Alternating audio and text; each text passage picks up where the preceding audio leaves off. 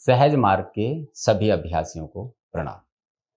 आज का हमारा विषय है मेरी बेचैनी, जो कि जुलाई 1968 की सहज मार्ग पत्रिका में प्रकाशित हुआ था। इसमें भी बाबूजी महाराज पहले प्रार्थना से आरंभ करते हैं। हे नाथ, तू ही मनुष्य जीवन का ध्येय है। हमारी इच्छाएं हमारी उन्नति में बाधक हैं। तू ही हमारा एकमात्र स्वामी और इष्ट है। बिना तेरी सहायता तेरी प्राप्ति असंभव है। तो लेख इस प्रकार से है। चाहता तो ये हूं कि सब मिलकर जो काम जिसके लायक है उसको करें, मगर लोगों में दिलचस्पी पैदा नहीं होती। जिन लोगों को ईश्वर विषय में दिलचस्पी पैदा नहीं होती, अगर सिंसियरिटी अपनत्व के साथ वे मिशन के कामों में ही दिलचस्पी पैदा कर लें, तो भी हो सकता है कि ईश्वर विषय में दिलचस्पी पैदा हो जाए। मगर पित्त मारी कोई करने ही क्यों लगा, गरज तो मेरी ही रह गई है। और वास्तव में है भी ऐसी ही बात। इसलिए वास्तव में मैं खुशामद ही सबकी करता हूं कि शायद इसी चापलूसी से कोई फायदा उठा ले। तो यहाँ पर बाबूजी महाराज बता रहे हैं, मैं तो चाहता हूं कि हर अभ्यासी वहां पहुंचे जहां पर मैं उसको पहुंचाना चाहता हूं, पर वह पहुंचना नहीं चाहते, वह मेरी बात नहीं मानते हैं। तो मेरी तो गर्ज है। गर्ज का अर्थ क्या हुआ कि बाबूजी का संकल्प है संपूर्ण मानव जाति को ईश्वर का साक्षात्कार कराना। तो यही बात बाबूजी यहाँ कह रहे हैं, गरज तो मेरी ही रह गई और वास्तव में है भी ऐसी ही बात। लोग इस इबारत को देखकर हंसेंगे, मगर मैं अपनी तबीयत को क्या करूं कि मैं सबकी सब में उड़ेलना चाहता हूं। मुमकिन है कि यही वजह हो कि लोग उसको ग्रहण करने के लिए तैयार ना होते। उड़ेल तो मैं जाऊंगा ही, चाहे वह फिर छलक ही क्यों ना पड़े, और जिसमें उड़िल गई तो फिर दूसरे लोग बस छलकी हुई पावेंगे। इसलिए मैं चाहता हूं कि सब में उड़ेलूं, और इस वक्त में तो ऐसा है कि सब के सब में या जो चाहे उनमें असल हालत उड़ेली जा सकती है। अब ये संदेश जुलाई 1968 का है। बाबूजी महाराज कई अभ्यासी तैयार कर चुके हैं, कई प्रिसेप्टर तैयार कर चुके हैं, और वह चाहते हैं कि जितनी भी शक्तियां मैंने प्राप्त करी हैं, जो कि आध्यात्मिक यात्रा में हमें आगे ले जाती हैं, मैं वह सारी की सारी तुम अभ्यासियों में उड़ेलना चाहता हूं। तो जो अभ्यासी तैयार होंगे वो उसको प्राप्त कर लेंगे।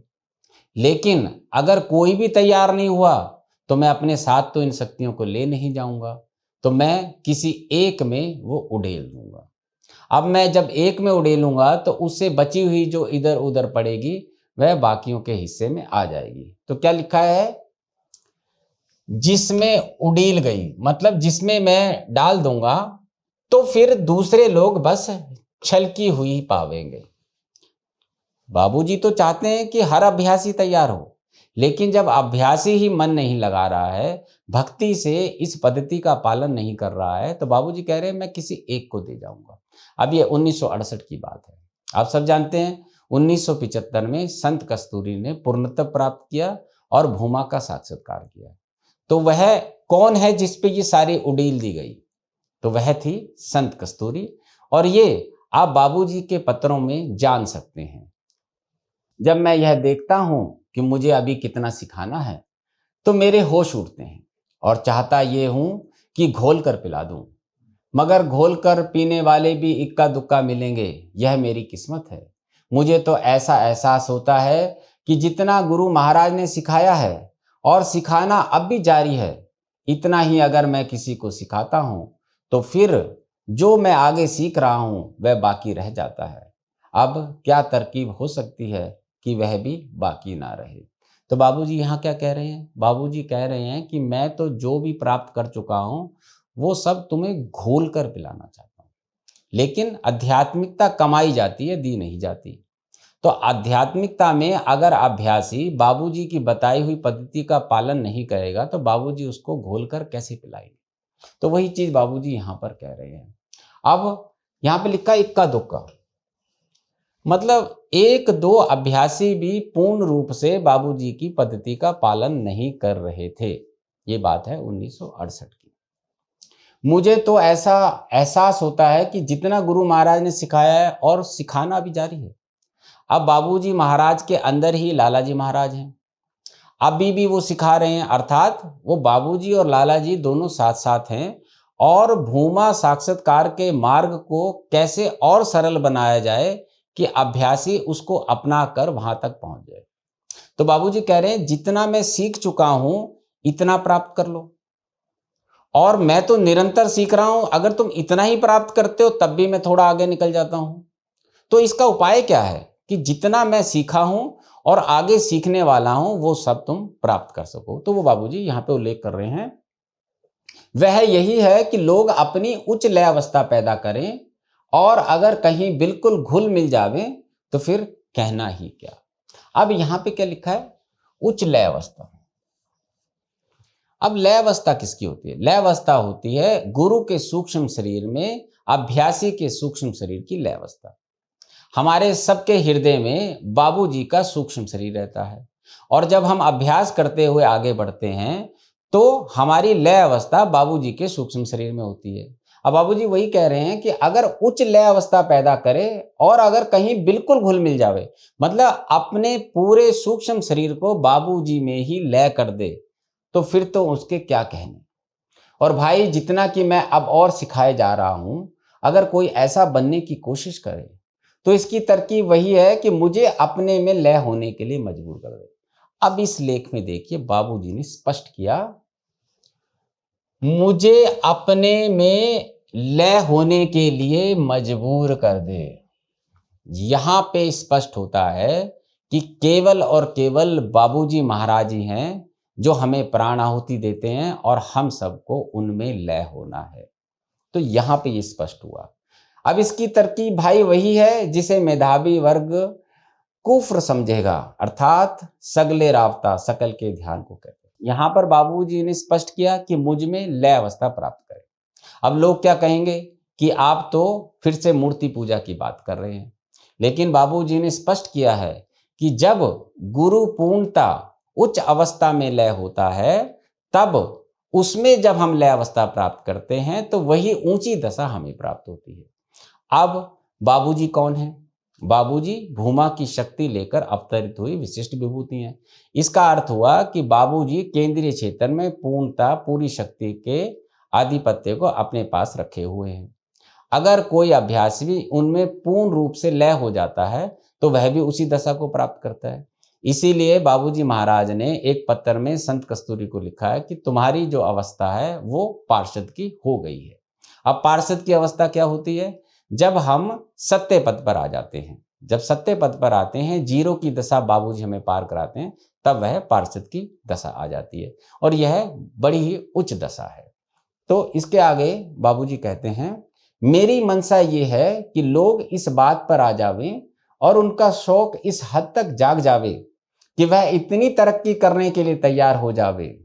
भाई मेरी समझ में नहीं आता कि लोग इन चीजों को लेने के लिए कमर क्यों नहीं कसते। अब यहाँ पे बाबूजी ने फिर से अपनी मजबूरी बताया है, कमर क्यों नहीं कसते। बाबूजी जो सहज मार्ग पद्धति बता रहे हैं, लोग उसको अपनाने के लिए तैयार नहीं है। तैयार क्यों नहीं है? क्योंकि उनकी माइनस और आईनेस ही समाप्त नहीं होती है। जब तक आपके अंदर अहम बाकी है, आप अपने आप को पूर्ण रूप से समर्पित नहीं कर सकते। और किसी भी गुरु को धारण करने के लिए आपको गुरु को जानना आवश्यक है। जब तक अभ्यासी बाबूजी को एक व्यक्ति समझेगा, तब तक वह बाबूजी में लय अवस्था प्राप्त नहीं कर सकता। और अगर आप बाबूजी को भूमा की शक्ति मानते हैं तो आपके अंदर भक्ति जागेगी, और भक्ति जागेगी तो आप उनके सतत स्मरण में आ जाएंगे। सतत स्मरण में आने पर क्या होता है? आपकी लय अवस्था आरंभ हो जाती है। उसके उपरांत आप अपने आप को संपूर्ण समर्पित कर देंगे। टोटल डिपेंडेंसी ऑन बाबूजी महाराज। जब आप अपने आप को पूर्ण रूप से बाबूजी पर आश्रित कर देंगे, तब आपकी प्रगति जो है 2 गुना हो जाती है। तो वही चीज यहाँ पे बाबूजी कह रहे हैं, मैं तो इसकी कुछ कीमत भी नहीं मांगता, मुफ्त देना चाहता हूं। और भाई जब मुझसे ये चीजें कोई ना लेगा तो मुमकिन है कि मैं उसको फेंक कर जाऊंगा। अब आप देखिए कि कितना कठोर शब्द लिखा है, फेंक कर जाऊंगा। और होता भी यही है।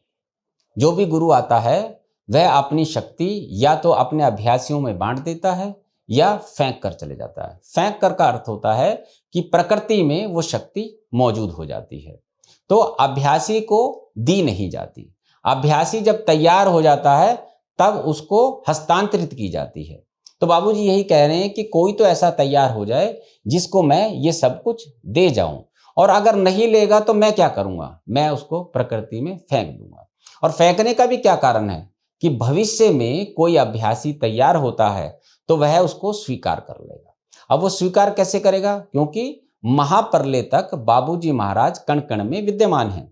अब क्या लिखा है, इस कारण से कि संभव है मेरे बाद ही कुछ लोग छपरा भर सुहाग उठा लें। तो बाबूजी कहते हैं कि भविष्य में भी कोई अभ्यासी जब पूर्ण रूप से मुझको समर्पित हो जाएगा तो हो सकता है कि जो शक्तियां मैं बिखेर कर जा रहा हूं इस प्रकृति में, वह उसको उठा ले। और संत कस्तूरी भी कहती है कि आध्यात्मिकता में सबका हिस्सा रखा हुआ है, जो जितना अभ्यास करेगा उतना प्राप्त करेगा, क्योंकि बाबूजी महाराज कण कण में मौजूद हैं और ये बंधनों से मुक्त हैं।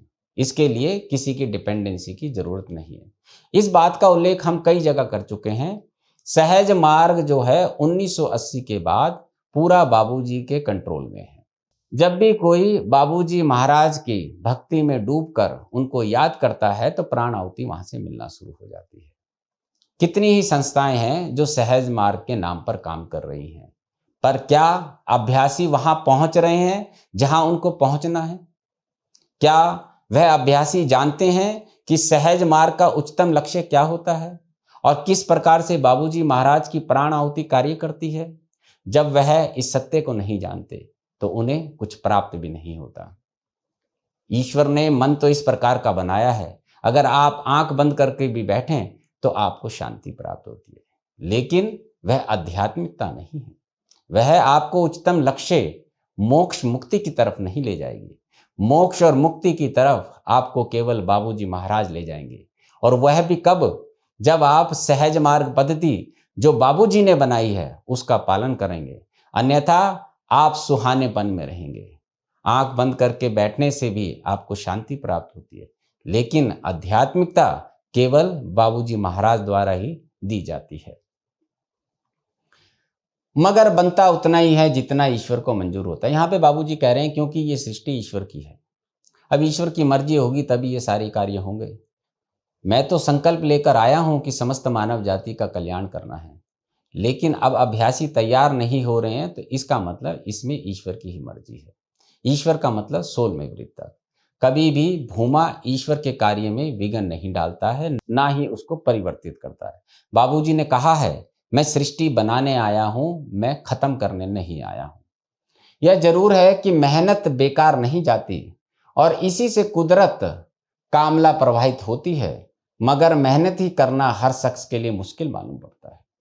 कारण यह है कि शौक और तड़प नहीं है। अब देखिए क्या लिखा है बाबूजी ने, शौक और तड़प नहीं।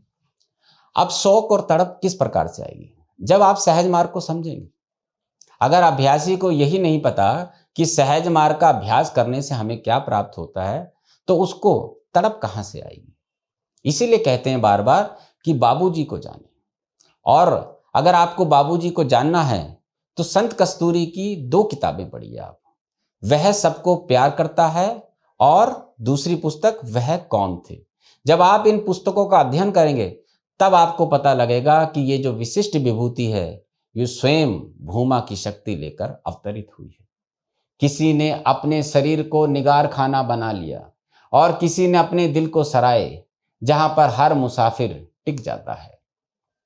ये सब जानते हैं कि जिसमें एक दिन नहीं रहेगा और इसकी परवरिश तथा पालन पोषण उसी हद तक जरूरी है जितना कि वह अपने लिए और दूसरों की खिदमत के लिए जरूरी है। अब बाबूजी कहते हैं कि सब माया जाल में हैं और केवल अपने शरीर तक सीमित है, मतलब माइनस तक ही सीमित है। संत कस्तूरी क्या कहती हैं, माइनस का मतलब होता है अपने नाम और रूप को भूल जाना। लेकिन हमने क्या किया है, हमने अपने दिल को ही एक सराय बना लिया है और वहीं पर इन प्रेम की चीजों में लिप्त रहते हैं। 5 इंद्रियों के भोग में हम बने रहते हैं। बाबूजी कहते हैं कि इसकी इतनी ही केयर कीजिए जितनी कि जीने के लिए जरूरी है, उससे ज्यादा की आवश्यकता नहीं है। क्योंकि ये सत्य है कि मृत्यु शाश्वत है, हम सबकी मृत्यु होनी है। हम इस बात को भूलकर माया में ही फंसे रहते हैं। जबकि जन्म क्यों है?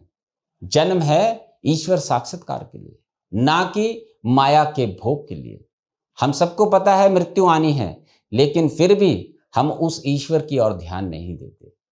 हम सौभाग्यशाली हैं कि बाबूजी महाराज ने हमें ऐसी पद्धति दी है जिसमें बहुत सरलता से, सहजता से हम इसी जीवन काल में मोक्ष और मुक्ति प्राप्त कर ईश्वर का साक्षात्कार प्राप्त कर सकते हैं। जब लोग मुझसे आध्यात्मिक सेवा नहीं लेते तो शारीरिक सेवा ही ले लें। मुझे जिस्मानी तकलीफ तो रहती ही है, जहां एक लादी तहां सवा लादी। भाई सच कहता हूं, इस शारीरिक तकलीफ में वह चैन मिलता है जो कि बादशाहों को नसीब नहीं होता। तो बाबूजी कहते हैं कि जो मेरी आध्यात्मिक शिक्षा है उसी को ग्रहण कर लो, और अगर उसको ग्रहण नहीं करते तो मेरे से शारीरिक मदद ही ले लो। मतलब जितने भी अभ्यासियों को मैं प्रशिक्षण दे रहा हूं, तो अगर वह जिस्मानी रूप से ही मेरे से मदद ले लें तो हो सकता है कि उनको आध्यात्मिक लाभ पहुंच जाए। अब बाबूजी ये चीज क्यों बताना चाहते हैं? बाबूजी अभ्यासी को प्रेरित कर रहे हैं, और बाबूजी यहाँ पे बता भी रहे हैं कि मेरी तो मजबूरी है, क्योंकि मेरे जन्म का कारण भी यही है कि मुझे सबको साक्षात्कार कराना है और वहां पर ले जाना है, लेकिन कोई तैयार नहीं होता। मैं गिलाफ बहुत बदल चुका, और अब अगर कोई गौर से देखे तो उसको पोशाक रहित असल ही असल मिलेगा, और यही बस आखिरी गिलाफ है जिसके बाद दूसरा लिबास पहनने की जरूरत ना रही। बाबूजी कह रहे हैं कि मैं जिस स्थिति में पहुंचा हूं, मैंने हजारों जन्म लिए हैं, उसके बाद उसके ऊपर जितने आवरण थे वो चढ़ते गए, लेकिन जो मेरी अभी मौजूदा स्थिति है उसके ऊपर एक भी गिलाफ नहीं है। मैं बिल्कुल प्योरेस्ट फॉर्म में हूं। तो मैं चाहता हूं कि तुम सब भी उसी प्योरेस्ट फॉर्म में आ जाओ, और जो अपने गिलाफ हैं वो एक एक करके उतार दो। और उतारते बाबूजी हैं, हमें तो केवल अभ्यास करना होता है। चाहता तो यही हूं कि इसी लिबास को आप सब लोग पहना करें। ये देखिए, ये जो लिबास है, लिबास का मतलब है कि वह दशा जब आपका असल ही बाकी रह गया और बाकी सारी चीजें समाप्त होगी। और क्या सब लोग पहने, सब लोग इस चीज को पहने, मतलब सबके आवरण उतर जाएं और मोक्ष की दशा को प्राप्त कर लें। मैं यही चाहता हूं। मगर जब तक मौजूदा लिबास की कदर और अहमियत तथा उसकी तड़क भड़क का ख्याल मौजूद है, लिबास उरियानी असंभव है। तो बाबूजी कहते हैं, जब तक आप माया की सृष्टि में हैं, माइनस अपने नाम और रूप को समझ रहे हैं, तब तक आप असल को प्राप्त नहीं कर सकते। क्या है मौजूदा? मौजूदा मतलब माया का क्षेत्र। और क्या लिखा है? अहमियत, तड़क भड़क का ख्याल मौजूद है। अब मौजूद कैसे रहता है? जब तक मेरी माइनस खत्म नहीं होती। और संत कस्तूरी ने कहा है, भूल की अवस्था के बाद ही आपको आध्यात्मिकता में प्रवेश मिलता है। तो आप ये देखिए कि कैसी स्थिति है। माया की शक्ति ईश्वर ने ऐसी बनाई है कि वह हमें बाहर नहीं निकलने देती।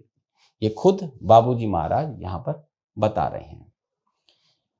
बीमारी ही रूहानी मर्जों की एक दवा है, इसलिए कि इससे संस्कार साफ होते हैं और तकलीफ सहने के लिए बर्दाश्त, सहनशीलता की ताकत पड़ती है। जहां तक हिम्मत गवारा कर सकें, दूसरों को तकलीफ से बचाएं और खुश रहें, ताकि दूसरे लोग परेशान ना हो। भाई, हमारे यहाँ तो जो लोग ठीक रास्ते पर चल रहे हैं, उनमें बीमारी के मौके पर ऐसी अच्छी हालत पैदा होती है जो अगर कोई गौर करे तो दिल बहलाने के लिए काफी। बाबूजी कहते हैं कि जब भी कोई अभ्यासी बीमार होता है तो उसके अंदर सहन शक्ति बढ़ती है और उसकी आध्यात्मिकता में और ज्यादा प्रगति होती है। तो हमें जो कष्ट आते हैं, वो कष्ट भी हमारी आध्यात्मिक यात्रा में हमारी उन्नति करते हैं। सब कुछ कहो मगर लोगों को होश नहीं आता। अब बाबूजी कह रहे हैं कि मैं तो रोज बता रहा हूं, लेकिन लोगों को होश ही नहीं आ रहा है। कुछ ऐसे भी हैं कि ये उम्मीद लगाए बैठे हैं कि मैं एकदम से उन्हें सब कुछ दे दूंगा। अब कुछ कहते हैं कि बाबूजी की बात तो बहुत शक्ति है, बाबूजी खुद ही दे देंगे, लेकिन वो भूल जाते हैं कि आध्यात्मिकता कमाई जाती है, दी नहीं जाती है। लाखों जन्म गुजर गए, अब तक अपने वतन को वापसी नहीं हुई, और अब भी उसका ख्याल पैदा नहीं होता। मैं भला क्या कर सकता हूँ जब कोई चलना ही नहीं चाहता, ये सब ईश्वर के हाथ में है, जब वह चाहेगा यह भी हो जाए। अब बाबूजी दोबारा से यही कह रहे हैं कि जब तक अभ्यासी स्वयं समर्पित नहीं होगा तो उसको कैसे बदला जा सकता है। और बाबूजी यहाँ पर एक बात और कह रहे हैं कि अभ्यासी समझ नहीं रहा है कि जो उसका वतन है वो कुछ और है और ये जो धरती है ये कुछ और है। ये धरती तो मृत्यु लोक है, यहाँ हम बारंबार आते हैं, लेकिन वो वतन जिसका मैं अंश हूँ, जहाँ से ये पूरी सृष्टि चलती है, वहाँ की मुझे याद तक नहीं आती। अब क्या लिखा है, वतन को वापसी नहीं हुई। मतलब लाखों जन्म ले चुके हैं, जब से सृष्टि बनी है तब से मैं इस धरा पर जन्म ले रहा हूँ, लेकिन मैं ये नहीं समझ रहा हूँ कि मेरे जन्म का कारण क्या है। मनुष्य के जन्म का केवल एक ही कारण है और वह है जीवित रहते ईश्वर का साक्षात्कार। लेकिन माया की शक्ति में वो इतना लिप्त हो जाता है कि अपने जन्म के कारण को ही भूल जाता है। वह भूल जाता है कि वह मृत्यु लोक में है और उसकी मृत्यु निश्चित है। मैं तो यही चाहता हूं कि मुझे जो कुछ थोड़ा बहुत आता है उतना ही लोग सीख लें, और इतना सीखने के बाद भी अगर उनकी तड़प बुझ ना सके जैसा कि होना चाहिए, तो मैं आज़ादी से कहने के लिए तैयार हूं, मुझसे ज़्यादा जानने वाले की तलाश कर ले, इसलिए कि पूरी खुशी इसी में है कि लोग मुझसे बेहतर निकलें। मेरा क्या और मेरी हालत क्या। ठीक तो गुरु महाराज को ही खबर है, इतना जरूर मैं जानता हूं कि इन्फिनाइट असीमत में स्विमिंग तैराकी जरूर कर रहा हूं और उसका छोड़ नहीं। अब बाबूजी देखिए, कोई ऐसा गुरु मिलेगा आपको जो ये कह रहा है कि जितना मैं जानता हूं उतना सीख लो और तुम सीख कर मुझसे भी आगे जाओ, लेकिन कोई सीखने को तैयार तो हो। नहीं तो ज्यादातर गुरु कहते हैं कि तुम्हें मैं ही सिखाऊंगा, मैं ही तुम्हारा मार्गदर्शन करूंगा। पर बाबूजी कह रहे हैं जितना मैं सीखा हूं, अगर तुम्हें उससे भी ज्यादा सीखना है तो किसी के पास भी चले जाइए। मेरे यहां कोई बंधन नहीं है कि मेरे पास ही रुके रहिए। लेकिन बाबूजी से ज्यादा सिखाएगा कौन। बाबूजी भूमा की शक्ति हैं, जहां से इस पूरी सृष्टि का निर्माण हुआ है। पर अभ्यासी समझ नहीं रहे हैं कि बाबूजी महाराज हैं कौन। और यहां पर बाबूजी एक बात और कह रहे हैं कि मैं जानता हूं कि मैं इन्फिनाइट में स्विमिंग कर रहा हूं। अब इन्फिनाइट का मतलब जो अनंत है उसी में मैं तैराकी कर रहा हूं। इसका मतलब हुआ कि वो सेंट्रल रीजन में है, तो सेंट्रल रीजन तक जब कोई पहुंचेगा तभी तो आगे का रास्ता ढूंढेगा। तो बाबूजी वही अपनी बेचैनी यहां पर बता रहे हैं। इसलिए मैं अपनी आत्मिक उन्नति के बारे में क्या राय कायम कर सकता हूं, जबकि ना मालूम अभी कितना स्विमिंग तैराकी बाकी है। एक बात मैं जरूर लिख देता हूं कि मुमकिन है मेरी थोड़ी बहुत हालत जो कुछ भी है, अगर कहीं कोई किसी समय में इसको समझने वाला बन गया या किसी तरीके से और लोग भी इसको मालूम कर सके, तो फिर उनको मुमकिन है तमाम उम्र अफसोस से हाथ मलना पड़े। तो बाबूजी यही कह रहे हैं कि लोग मुझे पहचान नहीं पा रहे कि मैं कौन हूं, मैं क्या क्या उनकी मदद कर सकता हूं। मगर पता नहीं क्यों ज्यादातर लोगों के जू नहीं रेंगती, और मैं तो भाई इसको अपनी कमजोरी कहूंगा और वाकई कसूर भी मेरा ही है। ये हो सकता है कि मुझ में कुछ बच्चापन हो जिसकी वजह से मेरे कहने सुनने का और तवज्जो का उन पर असर न पड़े। अब बाबूजी की सादगी तो देखिए, बाबूजी अभ्यासियों का कसूर भी अपने ऊपर ले रहे हैं। बाबूजी कह रहे हैं कि शायद मुझ में ही कोई कमी है कि मैं तुम लोगों को समझा नहीं पा रहा हूं कि सहज मार्ग क्या है। तो बाबूजी वही चीज कह रहे हैं कि मेरी कमी है जो मैं तुमको नहीं सिखा पा रहा हूं। और उसके बाद लिखा है, कुछ लोगों में जाति का अभिमान ज्यों का त्यों है और इसी हैसियत से मुझको वो देखते हैं जैसे कि उच्च को अपने से नीच को देखना चाहिए। अब ये वो समय था जब भारत में जातिवाद बहुत ज्यादा था। यहाँ पर उच्च श्रेणी के जो लोग थे वो निम्न श्रेणी लोगों से घृणा करते थे। बाबूजी एक कायस्थ परिवार में पैदा हुए थे, तो बाबूजी वही चीज बता रहे हैं कि लोग मुझे कायस्थ की नजर से देखते हैं, जबकि बाबूजी को जो देखना है वो भूमा की नजर से देखना है।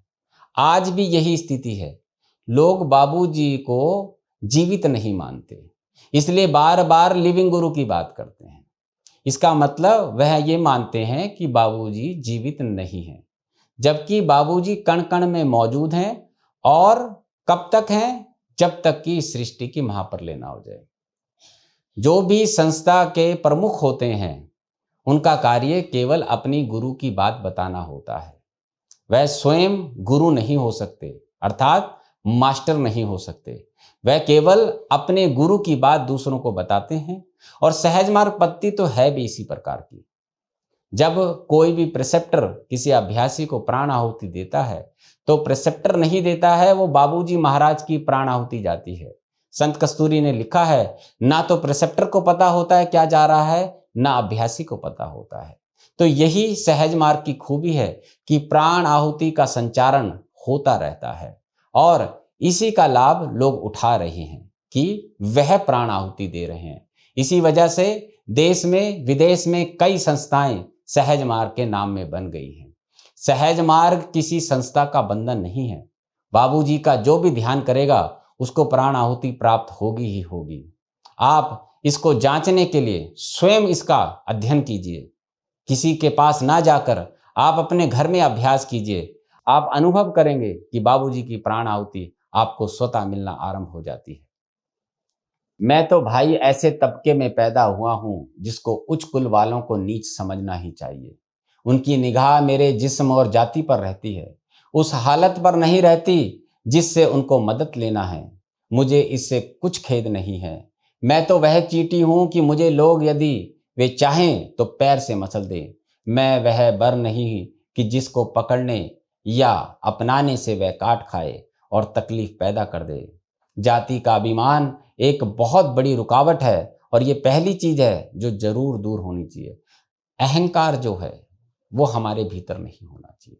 जब तक आपके अंदर अहंकार है आप आध्यात्मिकता को स्वीकार नहीं कर सकते। वही चीज बाबूजी ने कहा, ये जो जाति का गुमान है ये अभ्यासी में नहीं होना चाहिए। और उसके बाद क्या लिखा है बाबूजी ने कि मैं तो एक साधारण व्यक्ति हूं, जो चाहे मुझे चींटी की तरह मसल दे, लेकिन कोई मुझे अपनाए तो मैं वो बर नहीं कि मैं उसको काट खाऊं।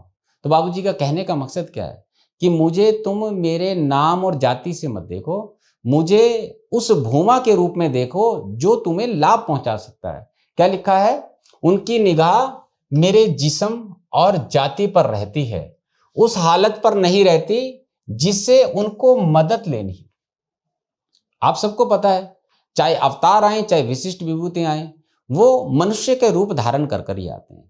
लेकिन वो मनुष्य साधारण मनुष्य नहीं होते, उनके अंदर भिन्न भिन्न शक्तियां होती हैं जो मदद करती हैं हमारी आध्यात्मिक यात्रा में और समाज कल्याण में। तो बाबूजी का जो अवतरण हुआ है वो युग परिवर्तन के लिए हुआ है और युग परिवर्तन का अर्थ हो गया कि वह हमें सहज मार्ग पद्धति देकर गए हैं, जिसका अभ्यास करने पर बाबूजी की एनर्जी, बाबूजी की प्राण आहुति हमें स्वतः मिलना आरंभ हो जाती है। और अंत में बाबूजी ने लिखा है, ईश्वर को हजार हजार धन्यवाद है कि मैं ऊंचे कुल में पैदा नहीं हुआ, जो यह मेरी कमजोरी में रहती। अगर मैं भी ऊंचे कुल में पैदा होता तो हो सकता है कि मुझे भी जाति का अहंकार होता, लेकिन ये बाबूजी ने सिर्फ समझाने के लिए लिखा, क्योंकि बाबूजी भूमा की शक्ति लेकर आए थे और उनका मकसद था। ये बात आप पर और हम पर लागू हो सकती है जो साधारण मनुष्य हैं और सहज मार्ग के अभ्यास पर चल रहे हैं। इसके लिए बाबूजी ने कहा है, कबीर साहब ने क्या अच्छा कहा है, नीच नीच सब तर गए संत चरण लवलीन, जाति के अभिमान से बूढ़े सकल कुलीन। अब बाबूजी कह रहे हैं कि जितने भी नीच, नीच का मतलब होता है कि जो नीचे की जातियां जिनको समझा जाता है, वैसे तो जो मनुष्य है वो मनुष्य है, उसमें ऊंच नीच का कोई भाव नहीं होना चाहिए। पर ये कबीर ने जो दोहा लिखा है कि जितने भी लोग जो निम्न जाति से थे वो तो सब तर गए और वो सब संत चरण लवलीन, वो संत की गति को प्राप्त हो गए, और जितने भी ऊंचे कुल के थे वो बेचारे वहीं के वहीं रह के बूढ़े हो गए। तो ये एक सार है बाबूजी का बेचैनी का। तो बाबूजी यहाँ पे हमें जो बताना चाहते हैं, हम उस संकेत को समझते हैं क्या है। तो पहले तो आप ये समझ लीजिए कि बाबूजी महाराज भूमा की शक्ति है। उनकी जिस प्रकार से कहा जाता है कि महासमाधि ले ली, तो महासमाधि का अर्थ है कि उन्होंने अपने पंच तत्व शरीर को त्यागा है, पर उनकी एनर्जी अभी भी प्रकृति में मौजूद है। जब भी हम सहज मार्ग पद्धति का अभ्यास करते हैं जो बाबूजी ने बनाई है, जो परिवर्तित हुई है उसकी बात नहीं कर रहा हूं मैं, जैसे कि बाद में प्रार्थनाएं बदल दी गई, जिसमें आयु बदल दी गई। बाबूजी महाराज ने कहा था कि 19 साल से नीचे का कोई अभ्यासी सहज मार्ग में नहीं आ सकता, लेकिन आप देखेंगे कि लोगों ने उसको 15 साल कर दिया। तो बाबूजी भूमा की शक्ति लेकर आए हैं और उनकी पद्धति को कोई परिवर्तित नहीं कर सकता। इसमें कोई मतभेद नहीं होना चाहिए। आप स्वयं इसका अभ्यास करें और इसका आंकलन करें, किसी के कहने पर ना आए। आप जब इसका अभ्यास करेंगे और बाबूजी की प्राण आहुति आपकी मदद करेगी, तब आपको पता चलेगा कि बाबूजी महाराज भूमा की शक्ति हैं। अन्यथा यही चर्चा रहेगी कि लिविंग गुरु क्या है और डेड गुरु क्या है। डेड वो होता है जो कि मनुष्य होता है। विशिष्ट विभूति और अवतार कभी डेड नहीं होते। आज भी प्रकृति में राम की शक्ति, कृष्ण की शक्ति और उसी प्रकार भूमा बाबूजी महाराज की शक्ति संचारित हो रही है। इसके लिए किसी भी अन्य प्रतिनिधि की आवश्यकता नहीं है। हम लोगों का कार्य तो केवल ये है कि हम ये बताएं कि बाबूजी महाराज की पद्धति क्या है, किस प्रकार से अभ्यासी लाभ उठाते हैं, तब जाके बाबूजी का संकल्प पूरा होगा।